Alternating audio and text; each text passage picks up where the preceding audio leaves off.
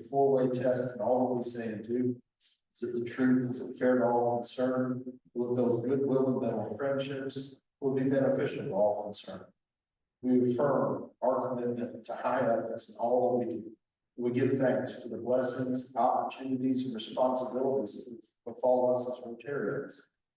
We continue in this new world with optimism, renewed energy, and a commitment to service to you and to our fellow men and women.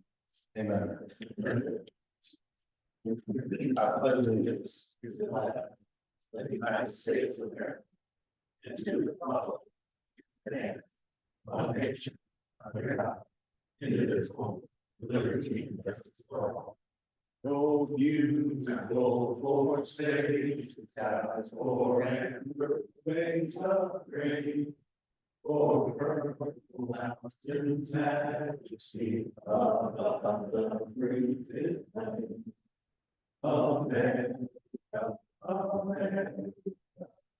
Shed its grace on me, that crown like a from sea to shining sea. Or the air wide.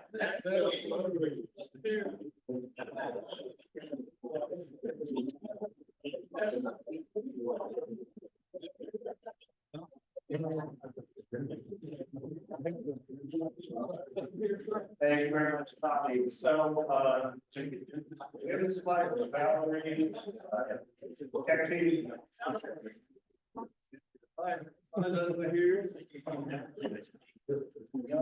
There's another. There it's on. Yeah, it's on. Okay, there we go. It's a slow refresh. Okay. All right, so many of you know Valerie Evans, our member, honorary member now. She was a very active member of our club for many, many years. She was actually probably our first webmaster, did a lot of activities for the club, very involved in a number of things. And unfortunately, Valerie, the young person, had a stroke several months ago. And she is quote, her is living at Wake Med Rehab, right? That is her residence. And so she seems to have a good attitude, but she's got a long recovery ahead of her. So as we like to do now, there should be on each of your tables some envelopes and cards. And during the meeting today, if you would take one of those cards and just write a note to Valerie. Those of you who know her, it could be more personal. Those of you who don't, just wish her well and speak to recovery, whatever it might be. On the envelope, just write Valerie on it and Linda's would collect those and get those to Valerie's daughter, and it will be to her. So be thinking of Valerie with lots of prayers as well as she goes through this event. So with that, we're going to have our President-elect Harrison welcome our several new guests that we have today. So Harrison, take it away. Thank you, President Eric. Yeah, welcome to Rotary. The weather is crazy. Flip flop. Just make your mind up. But it's warm in here. We're gonna go around say hello to our visitors. If you would just stand up, introduce yourself. How are you brought to Rotary? And we'll start here. Hey everyone, my name is Evelyn Raymore, and I'm a real estate specialist specializing in working with seniors. And Weston Moore is my guest, or invited me to be his guest. Weston and I work together and partnering to help seniors and their families transition and get the care they need. Thank you so much for being here. All right, our next guest. Hi, my name is Paris Ellie. I am a guest here with Mark. I am a member with him with Clean Phonics. I'm a business development and marketing specialist, and I'm looking forward to my time here, and thank you so much for having me. Thank you so much. Oh, yes, please. Hi, my name is Darlene Fiscus. I'm here with Daniel at Raleigh. I'm the VP Director of Development at Neighborhood Health Center, so this is day 6 for me. I also am part of the Durham Rotary Club. Thank you so very much. I appreciate you. All right. Charlie, I know you had somebody with you. All right. Good afternoon. My name is Austin Adams. I'm Charlie. We're introduced by Tommy, so don't hold that against me. Marine Corps veteran, new-ish to the area, moved about 4 years ago from Florida, and worked defense for a number of years after I got out.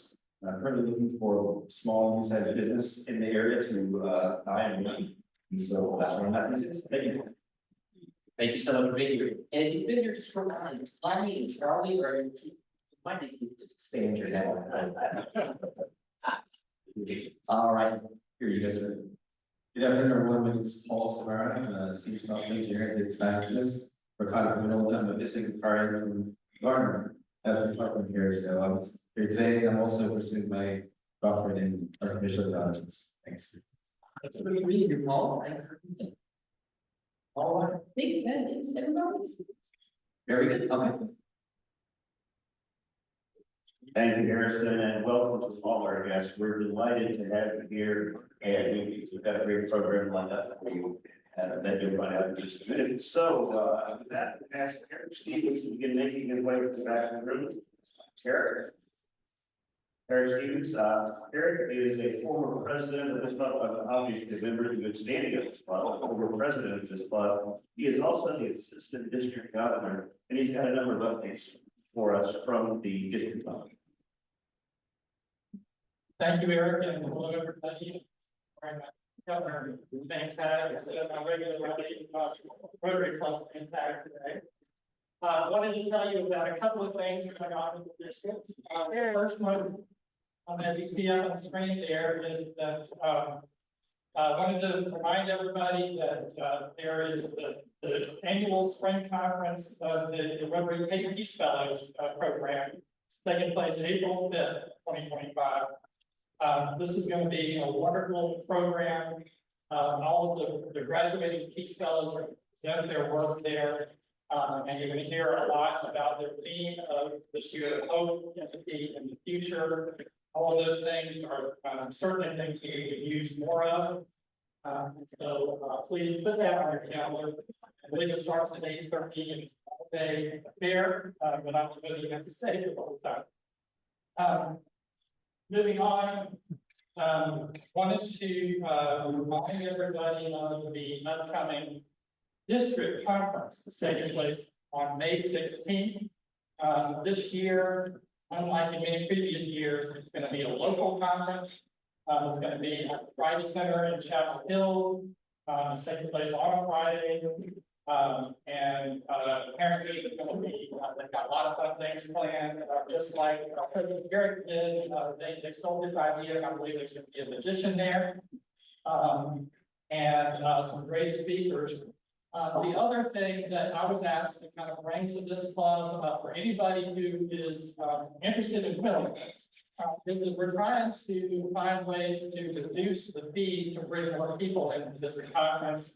And so we're looking for sponsors. And there are different sponsorship levels. If you can look at your table, there are opportunities to sponsor at the $1,000, $500, $250, and $100 level. There will be 150, 200 people there that you can hang out in front of your business. And we would love to have some help bring down the fees and bring more people out. So please keep that in mind. If you're able and willing to sponsor the district conference, please do so, and also please attend. Finally, I did want to give an update on the Square Music Garden project that all of the Area 9, all of the Raleigh clubs are participating in. So the idea for this is that we, as a group, all of those clubs, including Club and Carry, all secure district grants, about, I think in total with our donation and the district donations, about $15,000 that goes towards purchasing musical playground that's going to be placed at Moore Square. And the original plan had been for those to be installed in time for a March ribbon cutting ceremony. But there's been some back and forth with the city. The city had, I guess, some of its design personnel look at the original playground equipment, and they decided they wanted something. I think it was more nicer and more expensive. And so, there was some back and forth, and I think it's ended up in a good place. It was there's a little bit of drop there.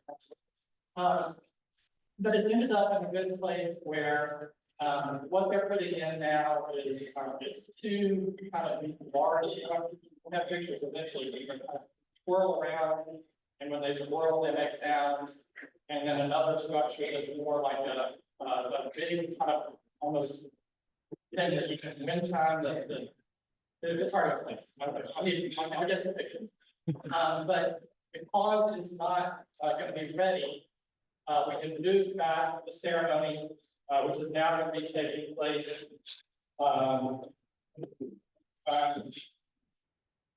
Information here. It's now going to be taking place in May 22nd. So on May 22nd, there's going to be a ribbon cutting ceremony. It's going to be also involved with a PBS event that's taking place at the square at the same time. And there will be more information coming. But due to a lot of hard work from a lot of people, this is going to be a wonderful improvement to our downtown area and a wonderful event to help highlight the success. We'll keep you posted. All right, thank you, Eric. Thank you for representing this club at the digital.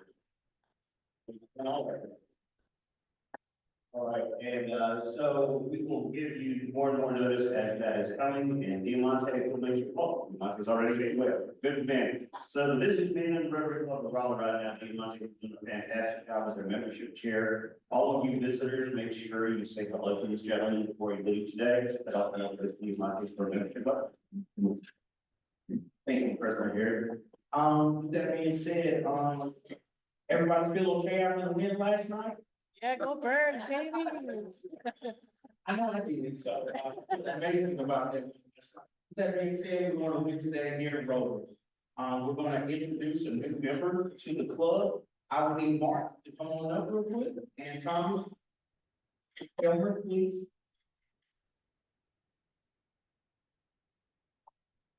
All right.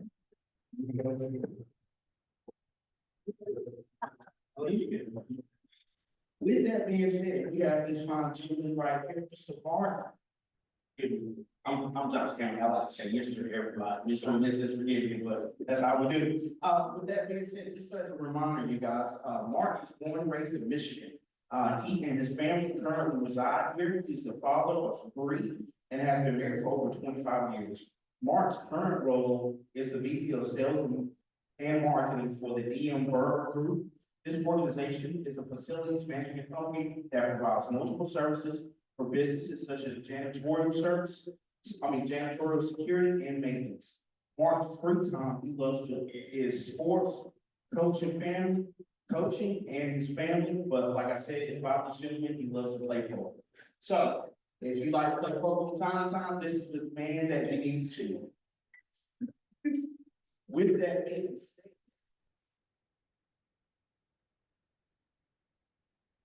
Mark, your membership application has been reviewed and approved in accordance with our club's constitution and bylaws.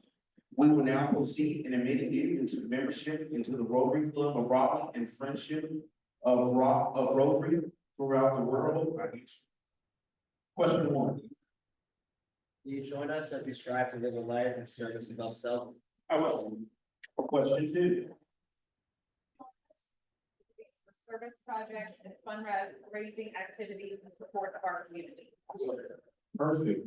Will you join us in supporting Rotary's efforts worldwide, which focuses on these 7 areas: promoting peace, disease prevention, providing clean water and sanitation, maternal and child health, basic education and literacy, economic and community development, and protecting the environment? Perfect. Now we'll ask the sponsor to pin the Rotary emblem.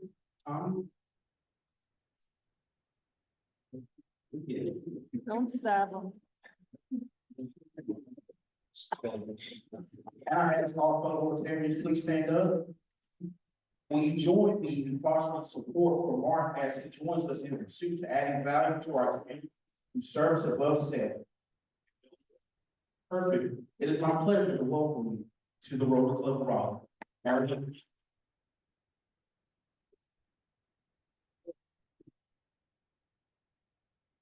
Really quick, I will give you guys an announcement on the service social. I would like to say when it comes to our service social, we would like for everybody to attend, much as possible. You will be surprised where their presence is worthy of everything.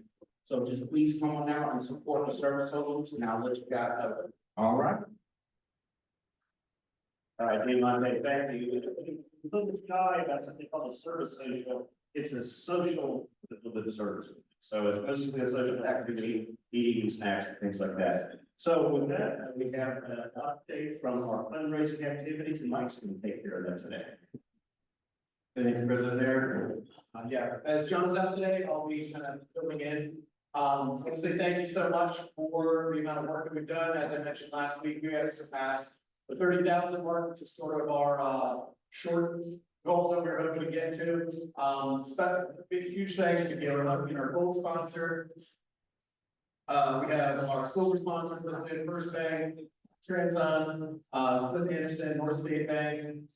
And a number of bronze sponsors, as we can all see up there.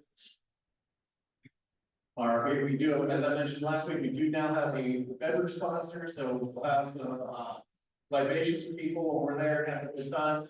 We've got our Stella sponsor.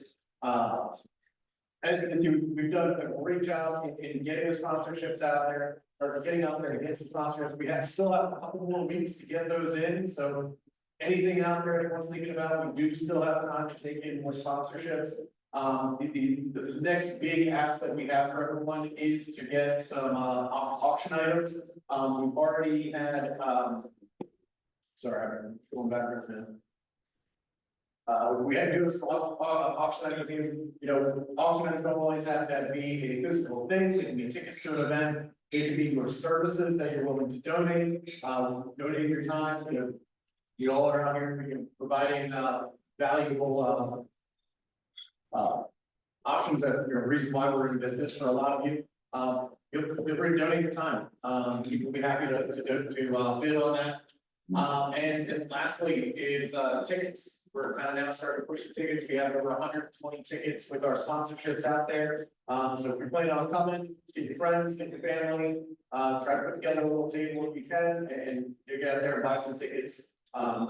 We do have the links and the QR codes that we've given out. But yeah, that's about it. This is kind of the last push the next couple of weeks for the gala, which again is our biggest fundraiser of the year. So, final push, guys. We're almost there. All right, thank you. Now, we're going to go through this update and in a real sense of teamwork. I'm going to tell you about that coincides with just previously. Good afternoon, Rotary Service Chair. As you may have heard, Wake Up and Read has pushed their book drive until further notice. Therefore, we are devoting this month's service project to our gala. So in other words, any of you sell a ticket, an auction item, or a sponsor, this we kind of count as a service project. We really need to lean in. As someone who's had experience in this realm, that's a great place to be as far as our sponsorship goal. Now we need to focus on auction items and finally just get people in the room to spend money. It's the key. Tommy was telling me how he bought a table. He's going to fill with people to spend money. So we're in a good spot. So I encourage you to again lean in and help John and Michael. They really worked hard to put this together. This is a significant fundraiser for our club. And on March, we'll be back to a regular cadence of service projects. On March 22nd, it's a Saturday, we'll be doing a stream cleanup at Lions Park, our adopted stream. It's funny, whenever I think about Valerie, you just mentioned, I always think about her, but when we first did it, I remember Terry saying, I think there's a bicycle in the creek, and Valerie took a flying leap into the creek and emerged with one arm, the bicycle, and said, "God." So, it's a great project, it's very family friendly, so we'll have after the game is over, we'll have a sign up Jesus link. So thank you for your support, thank you for your leadership. And I want to give one more shout out to Kevin. I saw Kevin had done some work for Wake. And Kevin was the body of service, so thank you for representing our club and our community, Kevin. Kevin's not one of the students done for him, but he does know a lot for our community. So with that, we're gonna go to our raffle, back to Tommy. With serving many goals. All right, ladies and gents, get your tickets out. We are about to draw a winner. Today's winners, we get 55 loans. Hope you need some money. If you don't, then better. All right, I've got 825, 294. 294. Sir, Surrey Roberts, you have a winner. Thanks for everybody who participates in this and plays on this every week. So with that, we're gonna go, Surrey's happy, we'll make some more people happy with $50. And where is Charlie? I thought I saw him. Charlie. Charlie,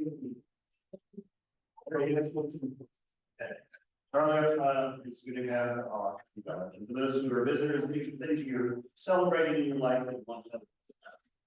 Thank you, President Eric. I'm happy to see Terry. That's right.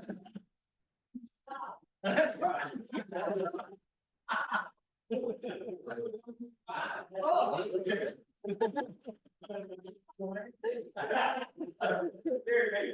that's right. That's right. Okay, everybody's happy today. Okay, all right. Diamante has to pay for it now. Okay, where's Diamante? Diamante? For the Super Bowl. Okay. Super Bowl. Diamante. Look, I don't carry no cash in me, but I give you $5 for that game last night, so I sure will. So that was a great game last night. Good game. You're happy with this game. Okay. All right. Okay, anybody else? All right. Thank you, Terry. Thank you, President DeMont. Thank you very much, Charlie. So, birthdays and anniversaries. Oh, and the red bucket was on the table. I always forget that. For the Dementia Alliance, the Voice of the Line, that's one of the groups we sponsor here. So that's for any spare change that you might have to share with them. Birthdays and anniversaries. Let's see, Earlene Middleton, Phil Cardinal, Maddie Marshall, Maddie, happy birthday. And, Robert Hudson, David Coates, Valerie Evans, Veronica Bill McLaurin, and Mark Blake and Peter Gordon. And then anniversaries, the Condries and the Roberts. So congratulations to all of those. Upcoming meetings, we have no meeting next week, it's President's Day. And then we have Bill King, the Downtown Raleigh Alliance. He's going to talk about the new vision for downtown Raleigh. This is an exciting time and a time in the city. So Bill King will be here to talk about that. Sunrock Construction, a green construction company, will be here after that. And then we're going to have Heather Lee, a colleague of our speaker at WRAL, one of their extended team. She's going to talk about hidden Raleigh, all the things that you don't know about Raleigh that are interesting. We used to have a professional baseball team, park, right in the middle of downtown Raleigh. So lots of things to learn about that. So with that, we'll go to our program today, which is Tony Rice. And I've been really excited about this since we first scheduled this. And this was a reschedule due to some scheduling conflicts, but I've been looking forward to this for a long time. As many of us in the room, or several of us, I mean, I'm a child of space age. One of my first memories was Sputnik. And when that happened, and I suspect a few of you raise your hand if you remember when Sputnik happened. Two hands over there, that's right. And the thing that is interesting about NASA is that in NASA's actual charter, education is one of their core responsibilities, education. And that started out with these pictures here. They wanted to educate the general public on what space was, what space travel was, and they hired the Walt Disney Company to make a series of movies. And when they met Wernher von Braun, he was not only brilliant, he was photogenic and everything else. And so he was the host of many of those programs about space. Another space program, outreach program, next slide, was called the NASA Space Mobile. Did anybody experience that in their school? Okay, this is a van that went around from school to school with NASA employee in it. And they went, and they had what we used to call an assembly at school. And the speaker would come and talk about things about rockets. So we have lots of cool models there. You can see, go back one. There you can see an early Saturn V, I think there's a Saturn 1B behind it, and a few other things like that, that he would talk about that, and it's interesting. And then next slide. And then afterwards, you could talk with the speaker. And here's a picture from that. And I got to go to 2 of the NASA Space Mobile programs. And I remember it, and that's when I really got excited about space. And Carrie will tell you I'm a nut about space, everything about it. What's interesting, and it doesn't come through on the big screen, but on the smaller screens, there's a kid there in a striped sweater. And this comes off the Space Mobile website, the NASA archive website. I'm about 90% sure that's me. I had a haircut exactly like that.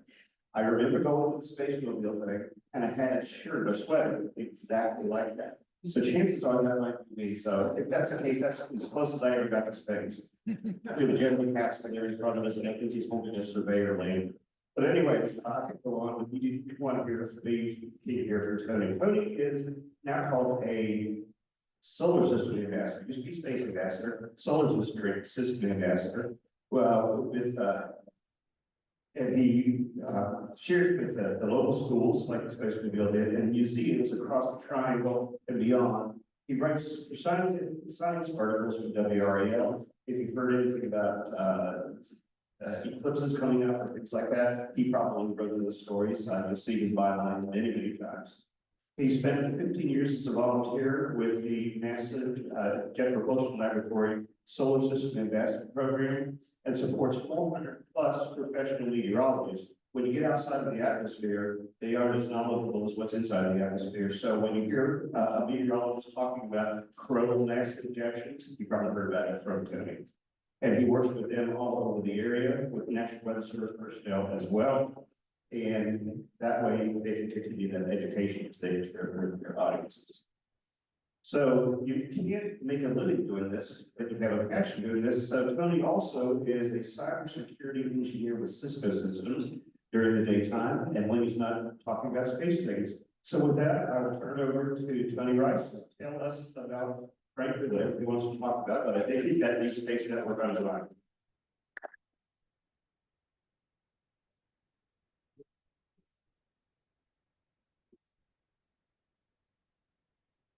Thank you very much for having me today.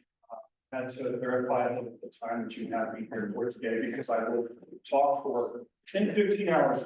This is absolutely fascinating stuff. But what I want to talk to you about today is something called the Deep Space Network. And it's something that you may or may not know about. It is how we communicate with all of the uncrewed spacecraft, all the probes that are out there exploring the solar system. And there's actually a lot more than you might imagine. On a regular basis, we hear from a little more than about 140 of them.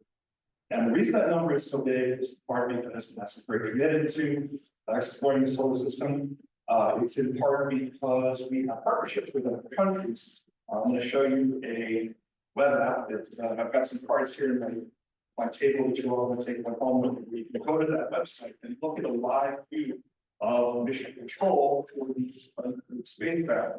We have partnerships with other countries. As I bring up this web app, more often than not, I would see spacecraft from Korea or the United Arab Emirates, especially the European Space Agency. And that is because what I'm going to show you with the Deep Space Network is a very, very unique capability. It is the only capability to communicate past the orbit of the moon. There is one other capability that allows one country a very focused communications path to the far side of the moon. China launched a mission, they launched a spacecraft that is in a very long orbit around, it's technically a geosynchronous orbit, it's orbiting with the Earth, and it's more orbiting with the moon to be able to see the backside of the moon for one mission that they landed several years ago. That is the only other capability. Other than that, it's completely DSN, and it is a network that dates back to the Apollo program. It was built up initially to support Apollo. I'm going to show you several of the antennas, several of the locations. Let's jump into it. Down. Yeah, thank you.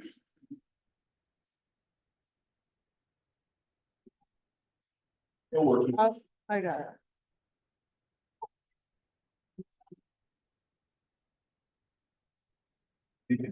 There we go. So this is the Deep Space Network. It's located in 3 positions across the country, or across the globe. There's one in Goldstone, California, there's one in Madrid, Spain, and there's one in Canberra, Australia. So if you take a look at this world map here, you can kind of see that it is cutting the globe into 3 pieces. And this allows us to see the entire solar system simultaneously. And each one of those locations has a number of antennas there. The antennas are the size of this building. I'll show you some pictures of the 70-meter antenna. I'll also explain why we never build a 70-meter antenna again. But there's one 70-meter antenna in each of these facilities, and then a number of smaller antennas. Those are the ones we're looking for. So Goldstone, California is about a third of the way between Los Angeles and Las Vegas. It's out in the high desert of California, about a half hour from Frisco. We drive and drive and drive somewhere over. Beautiful place. It's hard to describe how different it is from anywhere else. If you've ever driven that, if you ever lived in Southern California or visited, and driven that lonely drive between Los Angeles and Las Vegas, and you pass this thing, you realize it is located on an Army base. A lot of NASA facilities are located on military bases. The security is already there, the land is already there.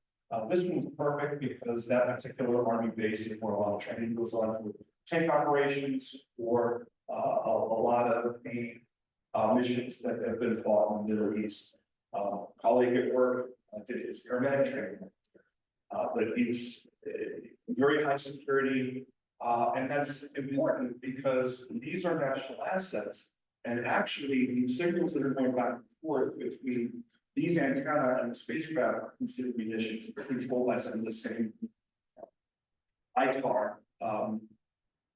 regulations that nuclear weapons are. So all this is encrypted, all very, very secure. So I mentioned Goldstone Desert. Desert's a great place to have these different things. There are a number of things that can degrade a signal coming back and forth between the spacecraft. One of them is even the moisture in the air. So desert air is very conducive to these kind of things. Also electronics and the physical assets of the antennas themselves tend to last a little bit longer in the dry desert air. Canberra, Australia is another site that is also in a desert type environment. That is actually where the downlink that we either saw live or have seen many times in films and YouTube and such of the Apollo 11 landing. It came down through Canberra and it was transferred over regular phone lines back to the United States for monitoring and that. So it dates back that far. And then the Madrid Spain is a little more western environment, but it's also more or less in the middle of nowhere. It's down in a valley. It's nice and quiet. So next slide, please. That's great. Okay. Yay. Okay, so this gives you an idea of what's going on with the 3 spaces. And you see there's a little bit of overlap there. And that's very, very useful from an observation or an operational point of view. Each one of these sites has people there. They're sitting in a smaller mission control. And the purpose of that is operating this facility. They meet for about a 30-minute meeting at the end of their day, as long as an hour, I think what's going on during that overlap. Each one of those sites used to be managed 24/7. The way technology has gone, the budgets have gone, they've gone to more of a follow the sun. NASA's gotten very good at managing these sorts of things. Kind of things they talk about in the standard meetings are what's coming up on the network, what spacecraft are going to have some special needs, any maintenance that's going on. So this follow the sun model is working very, very well for us today. Kind of the fourth site that's important is the spacecraft, space flight operations facility at JPL in Pasadena, California. That is the site of quite a bit of these missions being built. It's also where these are all operating from. And this, I think, will be coming up is a picture. Actually, it'll be in a bit, but I'll show you a picture of what that looks like inside this spaceflight operations facility. First time that has been indicated, there's been nobody in there monitoring worldwide these sites was just 2 weeks ago, and it was because of the LA fires. The Eaton fire literally went up to the doorstep of JPL. Quite a number of JPLers lost their homes. That's the first time that that facility has been absolutely evacuated to that degree, I believe, ever. But there is an arroyo, a dry riverbed that's alongside the JPL facility that stopped the fire from reaching those facilities. Every NASA facility has a fire, JPL included. They weren't there. They were out helping with the fires. And there's also a CAL FIRE facility on the street. They're also not there. So the lab was spared, but a number of folks that were so this is why this exists. This is an example of some of the data that comes down off of the spacecraft that are using the Deep Space Facility. So this is an image from the James Webb Space Telescope. You may know where the James Webb Space Telescope is. It's from North Carolina. James Webb was the director of NASA during the early 60s, during that initial run up to the space program. This was prior to Apollo, this was during the Mercury and Gemini years. It's unusual that NASA names something after a person. More often than not, they're named acronym or something like that. Webb got that honor because during that whole big run up to the crewed spaceflight program, he made sure that a good portion of NASA's budget went to science, went to astronomy, to astrophysics, heliophysics. So this literally textbook changing mission was named in his honor. And what you see there, these images are a good example of the kind of things we're getting off of Webb. Webb is primarily looking in the infrared. And the infrared light allows us to see the structure of nebulas and other star-forming regions. We're learning so much about the formation of the solar system, about the universe through the Webb telescope. Something like that is going to take several hours to download, even at a data rate of several megabytes per minute.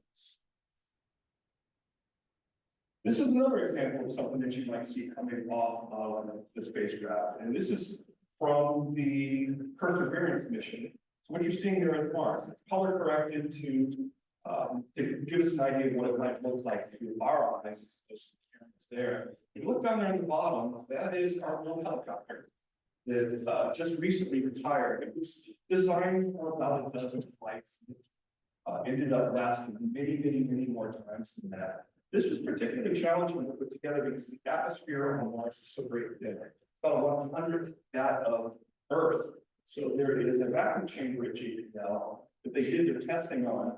They drew almost all of the air out of the vacuum chamber, just enough to replicate that on Mars, and tested this counter-rotating blade system. We got some really good images from this.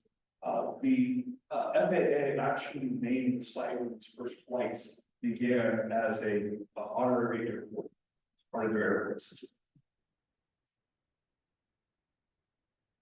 So how do we talk to these spacecraft? This is technically a spacecraft. This is the Perseverance rover that's rolling around. There's a number of different antennas.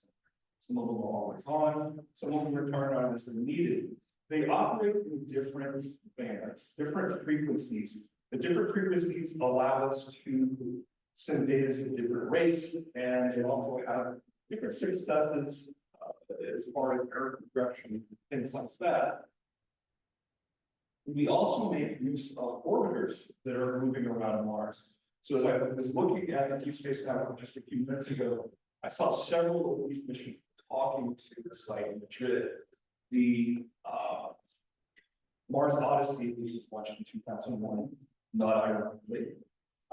Mars Odyssey orbiter was operating, as was a couple of other orbiters, including Vega, because they're studying the atmosphere of Mars. What is left of it? They operate in storm. So the Rovers like Perseverance or Curiosity, they upload to these orbiters as they pass over. And then as the orbiters come back around, which happens a lot more often, then Mars will rotate around and put those landers and rovers in a position that they can talk to Earth. It allows them to talk to them about so many assets at Mars and so many big cameras and things like that. There's a lot of data that needs to be done. So that's another useful. And then these orbiters themselves, so here's Mars Odyssey, has high and low gain antennas. And we'll use them both. We'll have two data streams going at once, depending on whether it is something that needs a high gain, a lot of data, image, or low gain. Each one of these missions that are on the ground has meteorological packages on them. They're measuring the weather on Mars. We need to understand that. We need to understand what radiation is bombarding. So we'll better understand and be able to eventually see humans there. But we'll actually use both of these in us. And this gives you kind of an idea of the sketching. And that's something I wanted to highlight a little bit here. This is a contentious resource. There's only so many of these antennas that are available. Yes, there's 3 different sites, and each site has about 6 antennas that are there. But there are 140 spacecraft out there. This is scheduled. You all have project plans. You all have project plans. You probably don't plan any greater than a day or any smaller than a day. This is scheduled down to the 7th. Some of the software that is used here in the planning process has gone on to help us with planning other contentious resources within NASA. Things like the Hubble Space Telescope, things like the James Webb Space Telescope. Again, lots of scientists want to make use of it. There's only so many seconds in the day. We want to make sure those seconds are used as well as they can, as efficiently as they can. Beyond this, some of these softwares have been spun off and used by the medical industry. So the same software that we see for scheduling this sort of thing has gone on to things like schedule operators, where we want to schedule those runs. So there's the Deep Space Network. And I'll show you another image of this that is something that you can use at home. But if you look at some of the screens here, the different color codings represent different spacecraft that we're currently talking to. NASA lives on UTC, Universal Coordinated Time, Greenwich Mean Time, without the encumbrances of daylight savings. When you're working with spacecraft off the Earth, it just makes sense for everybody to be on that single time. That monitor on the left-hand side, you can see kind of a waterfall plan. That's what's going to happen during the day. Some spacecraft are using the network for many hours. Some are using it for just a few minutes. Some of them, it takes a couple of days to get down. So this is what I'm referring to. This is off the eyes.nasa.gov website. This is publicly available. If you've got a big screen TV at home or at work or something like that, throw this out there. It's terribly impressive. And it's lots of fun to just watch. Each one of those acronyms up there, I've been doing this a while. I know a lot of acronyms. There's so many of them. You can click on them, they give you more information there and the other slides. It's something you can play with at home. Notice a couple of the missions there, particularly that one down in Canberra. This is a screenshot from last night. I just looked a few minutes ago and Voyager 2 is still following. The Voyager spacecraft was launched back in the 1977. We hear from Voyager 1 and Voyager 2 just about every day. Those spacecraft are a couple billion light years or a couple billion kilometers away. You see here it's 21 billion kilometers. Now round trip flight time, if I were to send a command to that spacecraft and it instantaneously respond to it and send a response back, it would take over a day and a half at the speed of light. That's how far out that is. I mentioned all those 140 spacecraft are out there. Yes, there's a lot of them that are put out by NASA. Yes, there's a lot of them that our partners have out there. This is probably the biggest reason we have so many of them. So many of these missions have very much outlived their initial plan. And this is great news for us in terms of the value of the spacecraft. I like to think of it in terms of dollar per bit of science that you get. To extend these missions, spacecraft are out there, they will last as long, pretty much as their fuel will last. So to extend these missions and to get more science, especially as they move out in the solar system, as Voyager has, it's actually studying interstellar space now. All it takes is an investment in the mission itself. It's an investment in people.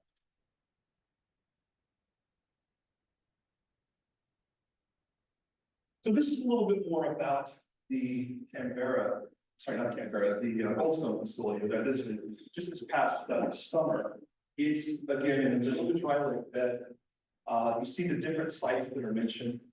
The Mars site was named for the missions that was built to support as we started getting more missions out around Mars, particularly the rovers. Bigger dishes were built there. The Apollo site was built for Apollo to support the Apollo missions. Venus, as we were first starting to study Venus and so on and so forth. Apollo, in particular, as we drove past that site and looked up, it's pretty different looking antenna. Started asking some questions about it. It had been deactivated. We'll see a number of deactivated, again, building size antennas out there. I asked the question, it's deactivated, why haven't we brought it down? It certainly has some value. And the answer is, it is actually more expensive to take something like that down than it's valuable scrap. And it's fairly dangerous. So what they would do, they hurt that mode. Dish looks like this, and we put it so it's turned on a bird bath. Welded in place, and the wind passes through it, so it's fairly safe that way. But this gives you kind of an idea of where it is. And this is a view from above. You can see one of those retired antennas that is there in bird bath mode. You can see the sun shining through it. It is a grid, so the wind will pass it. So there's DSS-14. This is the Mars site. That's the 70-meter site. Give you an idea how big that is. That's what it would look like in your average football stadium. And you can really get a view of it or get a sense of it with the trucks going at the bottom. It is about an acre in size. We will never build a 70-meter antenna yet. And that is for technological reasons. It was built this big to start accessing some of those spacecraft as they got farther out, and those signals that they were sending became weaker and weaker. We needed that much surface area down. The folks that manage this network say that they are hearing this from space. It is very, very true. Another downside to this type of a dish is you can see in the upper right-hand corner the struts that are up to the center. That's the secondary reflector. The big dish is the primary reflector. The business end of that, where all of the receiving equipment is up there at the top of that. It's basically the dish at the top of all of that structure. It's on the elements. You have to climb up there. There's safety gear that is necessary just to go do any maintenance. It's not ideal. Switching more to this style. So this is a waving guide style of an antenna. Notice that there's a ramp that's going to the ground. The electronics are the ground. And when it's 110, 120 degrees in the Mojave Desert, it's still in the 70s down there. So electronics really like to be in those conditions, and it's a lot easier to maintain them. There's also some other technological advantages. And that image in the upper right-hand corner, that is an aerial image of an array of those dishes. The other reason we're never going to build a 70-meter grid is because we can link those three dishes together. We can actually link all the dishes together and create a giant antenna. If you think back to some of the images we saw of the black hole, different system with the same kind of idea. They linked radio telescopes all across the entire planet to create an Earth-sized radio telescope. We can use that technology to create those bigger arrays. This is a little more of a close-up on that beam guide. So the way it works is think of something like a ducting in your house, an air conditioning duct, runs down the center of the array there and can actually have reflectors in it. We can twist it this way and twist it that way. Shoot it down into the basement where the equipment is, where the receivers are, receivers and transmitters. We're not just receiving signals from the spacecraft, we're sending commands up to them as well, tell them what kind of science we want to do.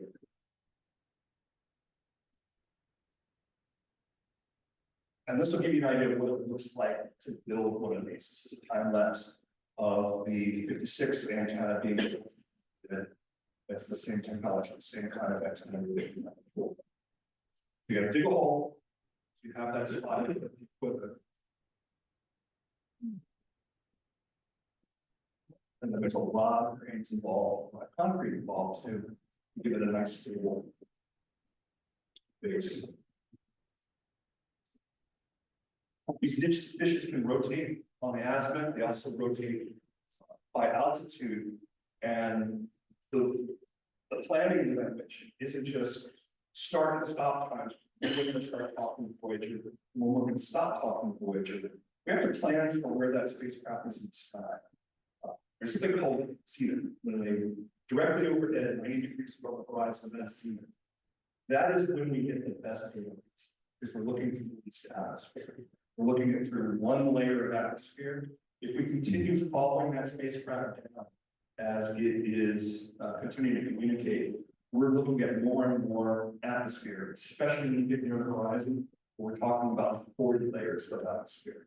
So we don't want anything critical. We tend not to send any commands when the spacecraft is low in the sky because we don't want any errors being propagated. And there's some other tricks. In the back of the tricks in the kit. There's something called a dichrotic plate.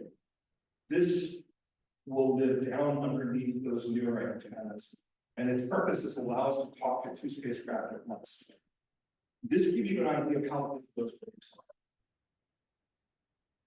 The larger waves will be reflected by the not gridded part, and the gridded part there they will pass through. This will allow us to talk on S and X bands. We're going to get a little bit more out of the antenna, talking more spacecraft at once. And I had to share this. Hopefully, yeah, it's coming through really good there. NASA engineers can be an interesting bunch. They have a good sense of humor. So I mentioned this is out in the desert. As you're driving up from the guard station past the Gecko site, where you can see the Goldstone up on the hillside, and past the old Apollo site up to the Mars site, where most of the commands are sent from, that big 70-meter dish. We pass through that dry lake that there on the left-hand side of the screen. And when it rains a lot, this happens from time to time. That would fill up with water, sit there for a couple of weeks. It doesn't percolate down very well. Some jokester went and got his skill saw and some plywood to create a shark from that. You pass by, you see the beware shark sign, and not to be outdone, we have nesting out on the other side. Very fun much. And with that, I have time for questions about the DSN, about NASA in general, whatever you have fun. All right, first of all, thank you, Tony.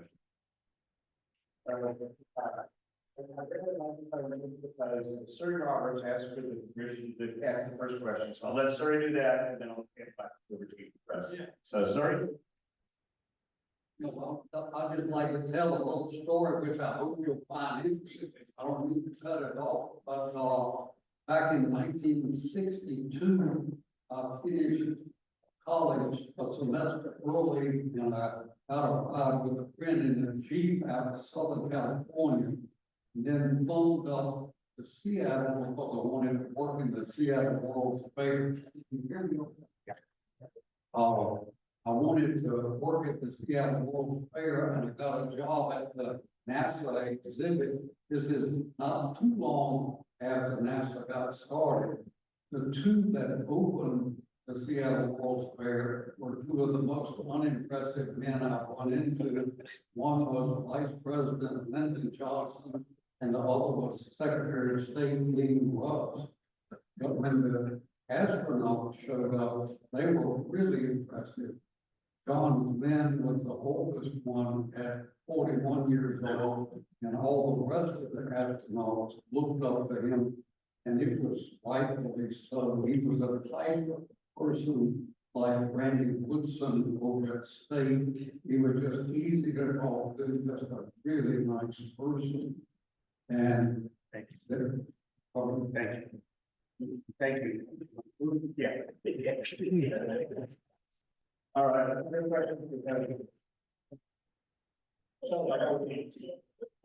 You mentioned Voyager 2, how long to take things back towards Mars? And then second thing is, are we listening for other things out in space that might be trying to communicate with us? A little bit in this particular case.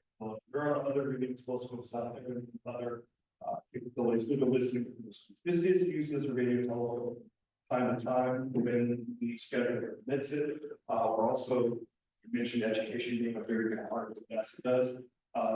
Particularly the Goldstone antennas used for schools and using this radio telescope. One of the most fascinating things that we use this for is called the solar system radar. They were literally just blast out energy into the sky pretty much and waiting for something to come back. Waiting for literally reflections of those RF frequencies to come back. And we discovered a number of weird objects that way. And I ran to the first part of the questions. Just real quick, how long does it take to be at Mars? So right now, Mars is very, very close. Just past what's called opposition. Mars is exactly opposite the sun in our sky. That's a point where it's the very closest. So one way light time to Mars right now is 5 minutes. It can go up to 35 minutes, depending on where each is in its orbit. So a lot of the things that we are doing on the International Space Station, the upcoming part of this program, is all about learning how to work in an environment where we're not going to have that 7.5 lifetime that we enjoy during the Apollo program to the moon. Astronauts are going to have to solve their own problems, and a lot of these spacecraft are solving their own problems very fun. So 5 minutes, 30 minutes. Question? Yes, sir. What's the current time schedule for us to get back to the moon? So the Artemis 2 mission is scheduled to launch no earlier than April of 2026. And that's due to a number of competing schedules and availability done at the Kennedy Space Center. That's what it's currently scheduled for. What actually happens by then is anybody's guess. But it's worth noting that there will be a very special astronaut on Artemis 2. NC State grad who set the record for the longest period of time spent in space flight. We're looking forward to seeing this. One more question. Back in the back. What are 3 or 4 of the most interesting things that you've learned through the program that would be of interest and understandable to civilian groups such as? Ooh, big question. Let me see if I can mix it up a bit. The sun is the thing in our solar system we know the least about, and probably should know the most about. It is where all of our energy comes from. Anything that has energy, I'm not just talking electric, biological, any energy comes ultimately from the sun. So when you see how much, everybody go to the Deep Space Network, eyes.nasa.gov and check that out. Click on those spacecraft and realize how many of them are looking at the sun. And there's a reason for that. We need to learn more about it, but also space weather is something that I've been learning a lot more about. So that has a great impact on this. Some of it's very fun. The war that we can see, the opportunity to see here in North Carolina for the first time in a long time. That's the result of the very heavy activity that we're seeing on the sun right now.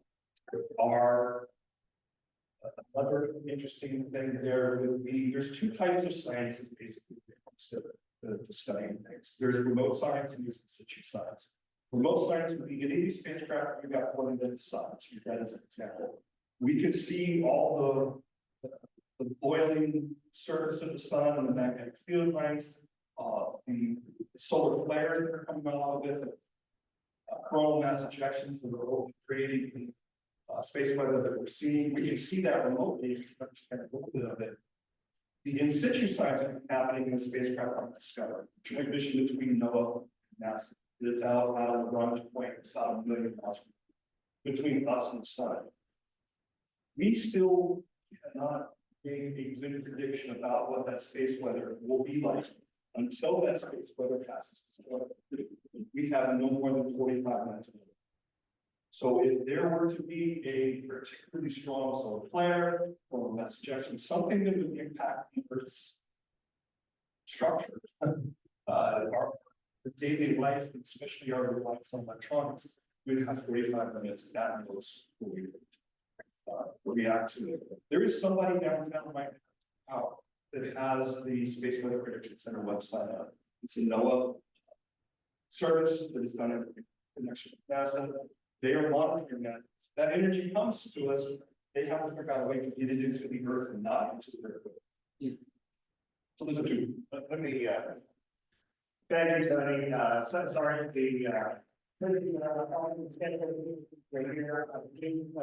it's an understatement that there's a lot of interest in what Tony has to say, perhaps it's still minutes and taking the question one-on-one, so that's terrific. Thank you so much. Well worth waiting for program, amazing stuff. And again, Tony does this as a volunteer activity, so thanks to you for your contribution to all of us in our learning. Two quick thoughts crossed my mind. Tony mentioned the Pioneer flights, Voyager flights 1 and 2, and they were launched when I was in high school. And if you ever are feeling really big or important someday, go to the internet and find this particular picture. Before Voyager left the solar system, they turned the cameras around and took a picture of Earth. And you'll see how significant Earth is in the solar system. The other you mentioned, Canberra, Australia. That's one of the Apollo sites. Actually, they were not supposed to be the ones that broadcast the moon landing. Neil and Buzz landed on the moon, and NASA said, now you're supposed to take a nap. And they said, we just landed on the moon, we're not taking a nap, we're going outside. And so Canberra had to adopt real quickly to do that. Anyways, there's a wonderful movie that's been made about that for them called The Dish. If you haven't seen the movie The Dish, watch it. It's just an incredibly great. So thank you, Tony. Thank you for everything you do and for being with us today. Let's Rotarians, let's rise and do the forecast. Of the things we think, say, and do, is it the truth? Fair talk and serve. What do we go with better friendships? Even all serve.